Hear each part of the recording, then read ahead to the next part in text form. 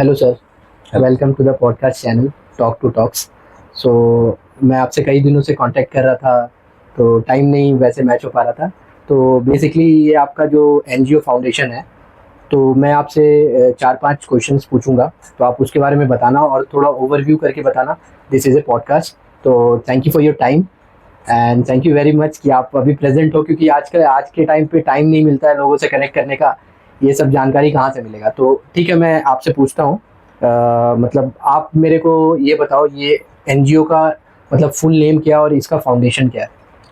हाँ, तो मेरा नाम ऋषि मिश्रा है और हम लोगों ने अगस्त जो 2020 में इस एनजीओ की शुरुआत की। 20 बच्चों के साथ शुरुआत की। अभी यहाँ पर 200 से अधिक बच्चे हमारे साथ पढ़ रहे हैं। ओके। और सिर्फ पढ़ नहीं रहे हैं, अपना पूर्ण विकास यहाँ पर उनको पूर्ण विकास करने का मौका मिल रहा है। चाहे वो संगीत के माध्यम से हो, चाहे कंप्यूटर के माध्यम से हो, चाहे स्पोर्ट्स के माध्यम से हो, चाहे सिलाई सेंटर के माध्यम से हो, या किसी और माध्यम से। हम लोग कोशिश कर रहे हैं कि हर एक बच्चा जो भी यहाँ से पास आउट हो वो सोसाइटी में एक रिस्पेक्टेड जॉब मिले, उसको रिस्पेक्टेड स्थान मिले, एक अच्छा घर मिले रहने को। तो यही हम लोगों की कामना है और उसी पे हमारी टीम लगातार काम कर रही है। बहुत अच्छी बात है। मतलब ये एक ऐसा मुद्दा है, एक ऐसा फील्ड है कि लोग सोचते तो है ये करना है वो करना है, बट आई थिंक 1% लोग हैं जो इस पे इम्प्लीमेंट कर पाते हैं, उतर पाते हैं। तो मतलब मुझे बहुत अच्छा लग रहा है आपसे बात करके कि आप लोगों से कनेक्ट कर रहे हो और फील्ड में आप काम कर रहे हो। मैं अभी आया तो कैंपस भी देख पा रहा हूँ, मैं कैंपस का भी वीडियो डाल दूंगा, तो मुझे बहुत अच्छा लगा। तो ये फाउंडेशन, और आप अपना थोड़ा बैकग्राउंड बता सकते हो, मतलब आपने इसमें कैसे कन्वर्शन किया ये एनजीओ में? हाँ, तो अगर मैं अपने बारे में बताऊं तो 2002 में मैंने एक एनजीओ ज्वाइन किया एज अ बच्चा। जो पहली बार जो स्कूल जाता है, जिस प्रकार यहाँ पर बच्चे आते हैं, मुझे भी एक एनजीओ से जुड़ने का मौका मिला। तो वहाँ से मेरी सारी पढ़ाई हुई। ओके। मेरी 10वीं हुई, 12वीं हुई, उन्होंने मुझे स्पॉन्सर किया। मैं बहुत ब्राइट स्टूडेंट तो नहीं था, लेकिन फिर भी उन्होंने मुझे मेरी ग्रेजुएशन स्पॉन्सर करी। ओके। और वहीं से मुझे प्रेरणा मिली कि जो मुझे मिला है क्यों ना और बच्चों को दिया जाए। ओके। तो मेरा इंटरेस्ट सोशल वर्क में वहीं से बना। मैंने बैचलर्स इन सोशल वर्क किया, मास्टर्स इन सोशल वर्क किया ओके। और अपना एनजीओ खोलने का कोशिश करी। हम लोगों ने एक कमरे के साथ शुरू किया है। अच्छा, इसी लोकेशन पे? ओके। और इस समय हमारे पास लगभग 10 कमरे हैं और 10 से ज्यादा टीचर्स हैं और 200 से ज्यादा बच्चे हैं और टोटल 2 सेंटर्स हैं। ओके। ये हमारा मेन सेंटर है। दूसरा सेंटर यहाँ से थोड़ी दूर पर है, जहाँ पे 50 से 60 बच्चे वहाँ पे पढ़ाई करते हैं। ओके। तो ये क्या फुल टाइम है, मतलब या घर जाते हैं? नहीं, कैसा नहीं, है ये फुल टाइम नहीं, ये आप कह सकते हैं आफ्टर स्कूल है।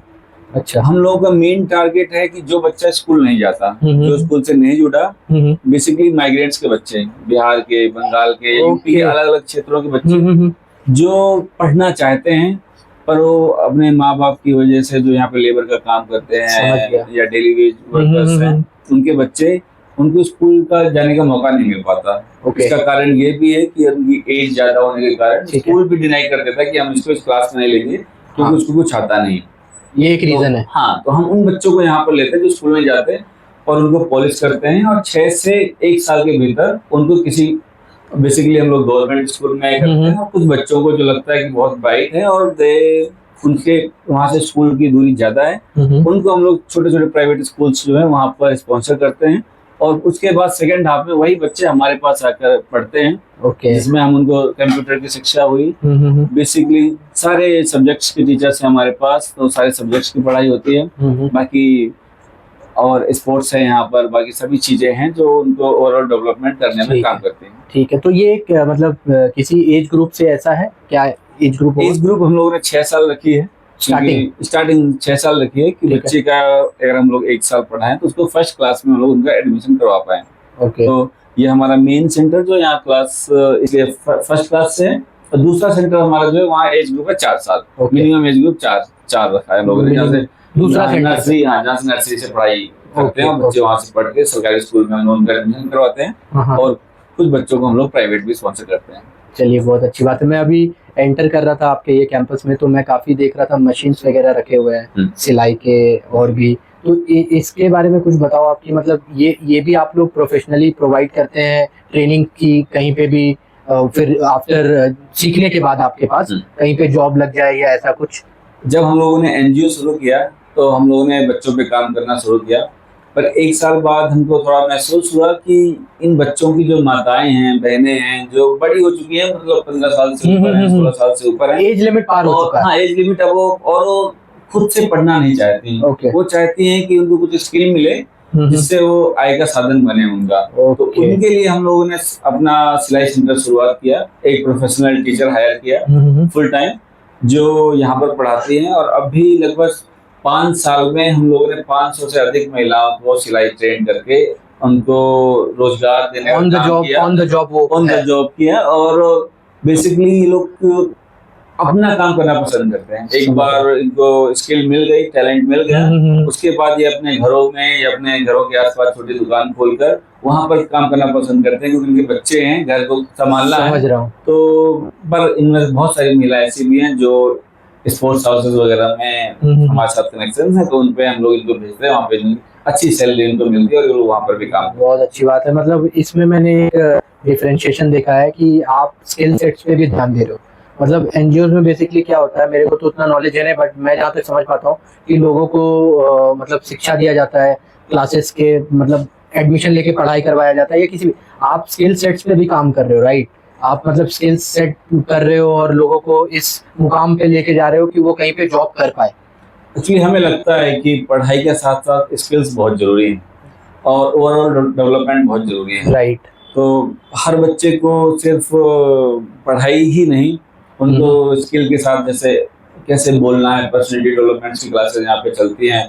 हमारे साथ बहुत अच्छे लोग जुड़े, पब्लिक स्पीकिंग वगैरह चलती है। बिल्कुल बिल्कुल, हमारे साथ बहुत अच्छे लोग जुड़े हुए हैं जो आकर पर्सनली अपना टाइम देते हैं, बच्चों के साथ स्पेंड करते हैं। बहुत अच्छी बात, जिससे कि बच्चे करियर में आगे बढ़े, अच्छे से काम करें। और स्किल की बात करें तो कंप्यूटर क्लास हम लोगों की चलती है, इंग्लिश स्पीकिंग कोर्सेज वगैरह हम लोग चलाते हैं। और स्पोर्ट्स में भी आप लोगों का, स्पोर्ट्स का भी हम लोगों का अपना आपने देखा होगा, मतलब बेसिकली अभी मैं देख रहा था फुटबॉल वगैरह खेल रहे हैं, बड़ा ग्राउंड है, वॉलीबॉल, क्रिकेट, बच्चे जो खेलना चाहे वो खेलते हैं। और स्पेशली हम लोगों ने सैटरडे एक्टिविटी का दिन ही रखा है कि बाकी दिन 5 दिन बच्चे अगर पढ़ते तो एक दिन उनको फुल दिया जाता है, क्या करना चाहते हैं अपने हिसाब से। If they want to play, if they want to drawing कीजिए, कुछ और करना है कुछ और कीजिए, दीवार आप जाइए, तो हमारी दीवारें लगी पड़ी हैं, बच्चों वॉल पेंटिंग करिए, ड्राइंग्स बनाइए, मतलब जो करना चाहें सैटरडे को दे आर फ्री। हाँ, सैटरडे को दे आर फ्री, जो उनको अच्छा लगे, जो उनको पसंद है वो करें। बहुत अच्छी बात है। मतलब ये भी एक बहुत ही अच्छा इनिशिएटिव है। और अब मैं आपसे ये मेजरली पूछना चाहता हूँ कि जैसे हम जब एनजीओ चलाते हैं तो बहुत सारे चैलेंजेस आते हैं, राइट? तो मतलब चैलेंजेस तो ऐसे हर रोज हर किसी के, वो जॉब कर रहा है, बिजनेस कर रहा है, एनजीओ चला रहा है, हर किसी के लाइफ में। बट मेजर चैलेंज आप 1-2 शेयर कर सकते हो जो आपको मतलब ड्यूरिंग आप एनजीओ चला रहे हो, आपको मेजर चैलेंज क्या आया? देखिए, एक किसी भी संस्था को चलाने के लिए उसको फंड्स की बहुत जरूरत पड़ती है। करेक्ट। आप मान लीजिए 200 बच्चों को पढ़ा रहे हैं, तो आपको रेंट भी देना है, टीचर्स की सैलरी भी देनी है, उसके बाद और अनेकों खर्चे हैं जो मैं गिनवाने पर आऊंगा तो बहुत बड़ी लंबी लिस्ट बन जाएगी और वो संभव नहीं है, राइट? तो ये किसी तरह अभी मतलब पूर्ण हो जाता है। लेकिन जो बच्चे 10वीं पास होते हैं, 12वीं पास होते हैं और वो कॉलेज जाना चाहते हैं, तो हमारे पास क्योंकि लिमिटेड फंड्स हैं, लिमिटेड रिसोर्सेज हैं, तो उन बच्चों को कॉलेज में हम लोगों को भेजने में बहुत दिक्कत आती है। कुछ कंपनीज हमारे साथ ऑलरेडी जुड़ी हुई हैं, पर वो उन बच्चों को स्पॉन्सर करती हैं जो 75% से अबव जो और मार्क्स आते हैं। तो चैलेंजेस की बात कर रहे थे हम लोग को, तो मेजर चैलेंज यही आता है कि जो बच्चों 10th पास हुए या 12th पास हुए तो उनको अच्छे स्कूल में, अच्छे कॉलेज में उनका एडमिशन कराना, यही सबसे मेजर चैलेंज है। क्योंकि किसी भी अच्छे, क्योंकि 11वीं 12वीं हमारे पास है नहीं, तो दूसरे स्कूल में उनको एडमिशन करना है, या जहाँ पढ़ रहे हैं दूसरे और ट्रांसफर होना है। जब 12वीं के बाद जो किसी कॉलेज में जाना है तो वहाँ की फीस जो है बच्चे अफोर्ड नहीं कर पाते, और अफोर्ड ना कर पाने के कारण उनकी जो है पढ़ाई वहीं रुक जाती है। तो वी नीड दैट इफ लोग आगे आएं और उन बच्चों को भी स्पॉन्सर करें जिनके मार्क्स कम हैं या मार्क्स ज़्यादा हैं, पर पढ़ना चाहते हैं और कुछ करना चाहते हैं अपने जीवन में, और एक फाइनेंशियल फ्रीडम नहीं है उनके पास या उनके परिवार में, तो उनको अगर फंड्स मिल जाएं, उनकी फीस मिल जाए तो बच्चे आगे बढ़ पाएंगे और मुझे लगता है कि वो अपना जीवन सफल बना पाएंगे। Correct correct. और ये भी आप बता रहे थे कि अगर एक मिनट रुक भाई, इम्पोर्टेंट बोल। और ये भी आप बता रहे थे कि जैसे जो जिन बच्चों को कम परसेंटेज मार्क्स वगैरह आता है और जिनको सुविधाएं कम मिली है, जैसे जो एनजीओ से आ रहे हैं, जिनको हायर स्टडीज़ में जाना है, तो उनको एज़ कम्पेयर टू जिन लोगों को हर किसी का सुविधा मिला है हर चीज़ का, तो वो लोग थोड़ा ज़्यादा मार्क्स गेन कर रहे हैं 75-80%। लेकिन जो लोग एनजीओ से आ रहे हैं उनको 50% 60% आ रहा है, बट उनको वहाँ पे एडमिशन नहीं मिल पा रहा है क्योंकि वो मार्क्स मीट नहीं कर पा रहे। ठीक है, तो उनके लिए भी क्या गवर्नमेंट या कोई और ऑर्गेनाइजेशन है जो उनको एडमिशन दिला पाए, क्योंकि वो लोग काफ़ी स्ट्रगल करके आते हैं, राइट? तो आप इसके बारे में कुछ बताइए। देखिए, हम लोग देखें तो चैलेंजेस तो एनजीओ के बच्चों के जीवन में रहता है, राइट। और ये नहीं कहेंगे कि सभी बच्चों के कम मार्क्स आते हैं। ऐसे ही ब्रिलियंट बच्चे होते हैं जो 90% भी स्कोर करते हैं, 95%। और मेजरली देखा जाए तो 50, 60, 65%, 70% जाते हैं। मैक्सिमम बच्चे जो है 70% में जाके अटक जाते हैं। हाँ, तो उन बच्चों का अच्छे यूनिवर्सिटीज में, अच्छे कॉलेजेस में एडमिशन होना थोड़ा मुश्किल रहता है। तो उनके लिए अगर सरकार थोड़ा सा ध्यान दे कि उन बच्चों को भी आगे शिक्षा मिले और फ्री शिक्षा मिले, और वो चाहें किसी प्राइवेट स्कूल में, यूनिवर्सिटीज में पढ़ना चाहें तो वहाँ पर भी सरकार को मदद करनी चाहिए।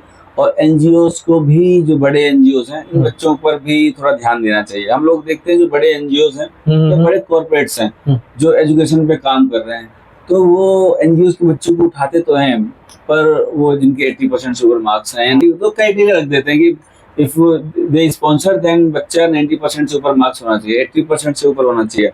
पर दे नीड टू अंडरस्टैंड कि जो बच्चा जो एक टीन की झोपड़ी में रहता है, जो बच्चे के पास समय से खाना नहीं मिल रहा है, जिस बच्चे के पास लाइट नहीं है, जिस बच्चे को अच्छा पानी नहीं है, अगर वो 65% ला रहा है तो वो कई गुना ज्यादा कैपेबल है किसी बच्चे के पास ये सुविधा हो रही है, जिसे सारी सुविधाएं मिल रही है, 90 ला रहा है, और ये बिना सुविधाओं के 65 ला रहा है या 60 ला रहा है, तो उस बच्चे से इसकी कैपेसिटी ज्यादा है और वो जहाँ भी जाएगा वो फ्यूचर ब्राइट ही है। हाँ, और उसको बस थोड़ा सा गाइडेंस, अच्छे गाइडेंस, थोड़ा सा पुश, थोड़ा सा गाइडेंस, थोड़ा स्पॉन्सरशिप, बिल्कुल ये जरूरत है, फिर वो बच्चा आगे खुद ही देख लेगा। तो कंपनीज को चाहिए कि इन बच्चों पर भी ध्यान दे, राइट। गवर्नमेंट को चाहिए, एनजीओ को चाहिए कि इन बच्चों को भी आगे बढ़ाने का काम करे, ना कि इनको 12वीं के बाद किसी खाई में फेंक दिया जाए कि जो करना है करे, ना करना है ना करे, फिर वो पर्पस फुलफिल नहीं हुआ। पर्पस फुलफिल नहीं हुआ, 12th तक पढ़ लिए, सब कुछ कर लिए, फिर वो आगे का जो हायर एजुकेशन है, जो बच्चे का ड्रीम है कि अगर ठीक है आप 10%, 5% कम, आप एक कट ऑफ रखो ना कि इन बच्चों जो एनजीओ से आ रहे हैं उनके लिए थोड़ा एलिजिबिलिटी क्राइटेरिया थोड़ा नीचे होना चाहिए। कर सकते हैं, बिल्कुल कर सकते हैं, राइट। तो ये एक मेजर गैप है जो कि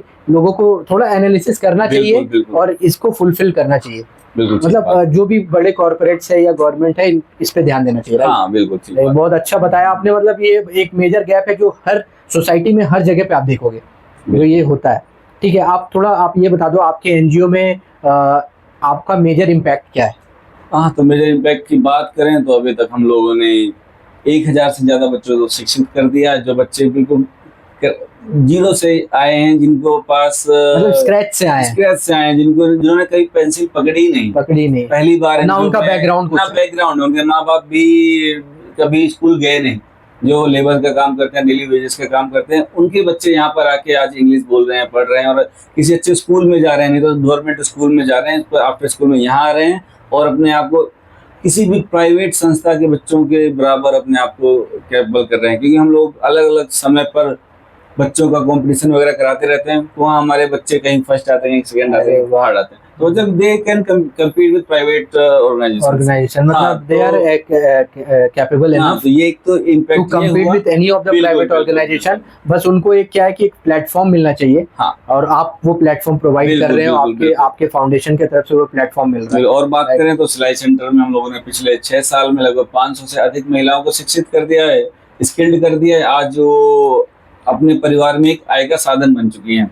वो अपना दुकान डाल ले रही हैं, अपने घर से काम कर रही हैं, या जो कंपनीज हैं, स्पोर्ट्स की कंपनी है, वहाँ जाकर काम कर रहे हैं, तो अच्छे पोजीशन पे काम कर रही है और अच्छा खासा कमा रही है, स्किल्ड, और वो ठीक पैसा कमा रही है और अपने आप को, अपने परिवार को आगे बढ़ाने का काम कर रही है। ये आपका मेजर इम्पैक्ट है इस ऑर्गेनाइजेशन का, और आपने 2020 में स्टार्ट किया था। और बाकी कंप्यूटर क्लास, म्यूजिक क्लास, और इंग्लिश मैं देख रहा था ट्री प्लांटेशन वगैरह भी आप लोग, ये सब चलता रहता है, क्लीनलीनेस ड्राइव, ब्लैंकेट डिस्ट्रीब्यूशन, ये सब चलता रहता है, ये सोशल इम्पैक्ट का चीज चलते रहता है, और बिल्कुल, साथ साथ जो मेजर जो है स्किल सेट है वो भी चलते रहता है, जिससे लोगों को आगे जॉब में हेल्प हो पाएगा। बिल्कुल बिल्कुल। तो ये मतलब एक ओवरऑल पैकेज है। मतलब आपके इस फाउंडेशन में मैंने क्या देखा है, आप स्क्रैच से भी काम करते हो, आप बीच से भी काम करते हो, आप एंड पे भी काम करते हो, जहाँ पे लोगों को जॉब चाहिए थोड़ा सा फुलफिलमेंट होना चाहिए, जो ये गैप है। अगर लोगों के पास स्किल है, आप स्किल दे देते हो, यहाँ पे ट्रेन कर देते हो, वो कहीं जॉब कर सकते बिल्कुल हैं। बिल्कुल मतलब ये बहुत ही अच्छा है। और आप ये बता दो मुझे, मतलब लास्ट क्लोजिंग है हमारा ये पॉडकास्ट का,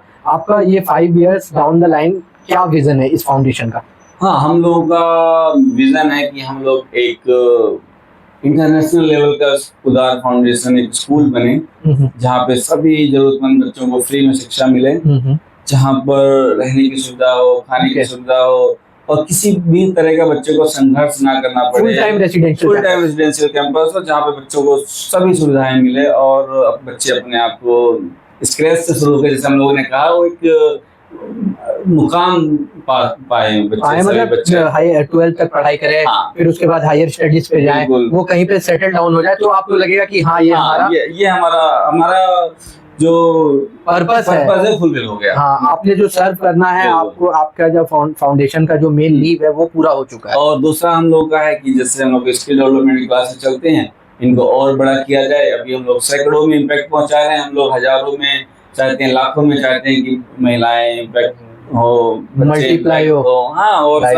सबको अच्छा जीवन मिले, अच्छी। और आप कुछ कह रहे थे, ये आप हर किसी को एक मतलब बच्चे को स्पॉन्सर करना चाहिए। हाँ, मैं बस यही अनुरोध करूंगा लास्ट में कि मैं चाहता हूं कि हमारे समाज में बहुत समृद्ध लोग हैं, पढ़े लिखे लोग हैं, जो अच्छी नौकरियां कर रहे हैं, अच्छे मुकाम पर हैं। वो हर एक आदमी को आगे आना चाहिए और कम से कम अपने जीवन में एक जरूरतमंद बच्चों को गोद लें, उसको पढ़ाएं, उसको आगे बढ़ाने का काम करें, उसकी स्कूलिंग स्पॉन्सर करें, उसका हायर एजुकेशन स्पॉन्सर करें, जिससे हमारा समाज, आप देखेंगे कि 10 से 20 सालों में जहाँ पर अभी हमारे देश में शिक्षा का व्यवस्था इतनी खराब है और अशिक्षा इतनी ज़्यादा है, वो कहीं ना कहीं खत्म करने का हम लोग काम करेंगे। और ये सब हम लोग मिलकर कर पाएंगे। अगर आपको लगेगा कि ये एनजीओज का काम है और कॉर्पोरेट्स का काम है, और तो नहीं हो पाएगा। हम सभी लोगों को आगे आना पड़ेगा और इस पे लगना पड़ेगा, इस पे बात करना पड़ेगा, इस टॉपिक पे बात करना पड़ेगा, और लोगों को थोड़ा सा जो आपने बताया उसको आगे करना पड़ेगा। क्योंकि जहाँ तक मैं जानता हूँ कि आप एक लोगों का हेल्प करते हो तो वो दूसरे का करता है, वो तीसरे का करता है। हाँ। ये मल्टी चेन प्रोसेस है, ये हर चीज में ये एप्लीकेबल होता है। हम सभी को एक दूसरे की मदद करनी चाहिए। जहाँ पे आपको लगता है यू आर कैपेबल, तो आपको जरूरतमंद, आपको जिस हिसाब से लगता है, आपका हर इंसान का अपना अपना कैपेबिलिटी होता है। हाँ। वो इंसान अपने हिसाब से काम वो तो अपना, देखिए 3 ही चीज है, तन मन धन। आपके पास धन है तो धन से मदद कीजिए, आपका समय है तो अपना समय दान दीजिए, और जिस भी प्रकार से आप करना चाहें आप करें और समाज को आगे बढ़ाने का काम करें। ठीक है। और आप थोड़ा सा ये एलिजिबिलिटी क्राइटेरिया बता दो कि किस ट्रांसपेरेंसी से आप जैसे जो एडमिशन लेने आता है किस तरीके से एडमिशन होता है, और आप कहाँ तक मतलब जो वेरिफिकेशन वो करते हो लोगों का। हम अगर बात करें अपने एनजीओ में, तो हम लोगों के पास कई चीजें हैं। पहले तो जो जिनका अपना घर है यहाँ पर नोएडा में, उन बच्चों को हम लोग एडमिशन नहीं देते। केवल और केवल माइग्रेंट्स के बच्चे यहाँ पर एडमिशन पाते हैं। साथ में उनका अपना घर नहीं होना चाहिए। ओके। उनके माँ बाप की कोई नौकरी नहीं होनी चाहिए। They should be a daily veg workers. और उनका कोई भी ऐसा बैकग्राउंड नहीं होना चाहिए जिसमें ये पता लगे कि उनके पास they are capable of getting education. अगर लगता है कि वो बिल्कुल स्क्रैच से हैं और उनके पास ना रहने की अच्छी व्यवस्था है, ना खाने की अच्छी व्यवस्था है, ना पढ़ने की अच्छी व्यवस्था है, उन बच्चों को लोग प्रायोरिटी देते हैं। और हम लोग बात करें तो 70% हमारे पास लड़कियां हैं। ओके। 30% लड़कियां, लगभग 200 नंबर अभी फिलहाल में हमारे साथ बच्चे पढ़ रहे हैं, उसमें से 160-170 लड़कियां हैं, 30 से 40 लड़कियां हैं। मतलब मेजोरिटी गर्ल्स। उनको हम लोग आगे बढ़ाने का ज्यादा काम आप मतलब पहला आपका है जो सबसे नीडी है उसको देना है, और नीडी में भी जो अगर बॉयज और गर्ल्स में सिलेक्शन करना हो, आप गर्ल्स को पहले। हम लोग कहते हैं कि अगर हमारे घर की स्त्री पढ़ी लिखी है, कोई महिला पढ़ी लिखी है, तो पूरा परिवार पढ़ा लिखा हो जाएगा, समृद्ध हो जाएगा। जी, समृद्ध हो जाएगा। महिलाओं का पढ़ना बहुत जरूरी है, लड़कियों का पढ़ना बहुत जरूरी है, उनका आगे बढ़ना बहुत जरूरी है। तभी जाके पूरा एक समाज ही शिक्षित हो पाएगा। और समाज शिक्षित हुआ तो हमारा देश शिक्षित हो जाएगा। ये बहुत ही अच्छा लगा मतलब आपसे। और मैं मतलब लोगों से भी विनती करता हूँ जिन तक भी ये वीडियो पहुँचे, आपको इस फाउंडेशन में आना है, किसी भी तरीके का इन्फॉर्मेशन चाहिए भैया से आके मिलो, और किसी भी तरीके से एडमिशन चाहिए तो यहाँ पे आके निसंकोच इनसे मिलो, बातचीत करो, क्योंकि यहाँ पे ट्रांसपेरेंट मतलब एडमिशन होता है, राइट? बिल्कुल, किसी भी तरीके से कोई भी जरूरतमंद बच्चा है, कोई महिला है जो सिलाई सीखना चाहती है, जो कंप्यूटर सीखना चाहता है, जो पढ़ना चाहती है, वो हमसे जुड़ सकता है। हम उनकी जरूर मदद करेंगे। और हमारा एड्रेस की बात करें तो सेक्टर 115 सोरखा गांव में उदार फाउंडेशन नाम से हमारी संस्था है। आप सभी लोग आएं, यहाँ विजिट करें, यहाँ अपना समय दान दें, आप यहाँ पे एडमिशन लें। जिस भी प्रकार से आप जुड़ना चाहें हमसे जुड़ें और समाज को आगे बढ़ाने का काम करें। बहुत बहुत धन्यवाद। बहुत बहुत धन्यवाद। Thank you so much. Thank you.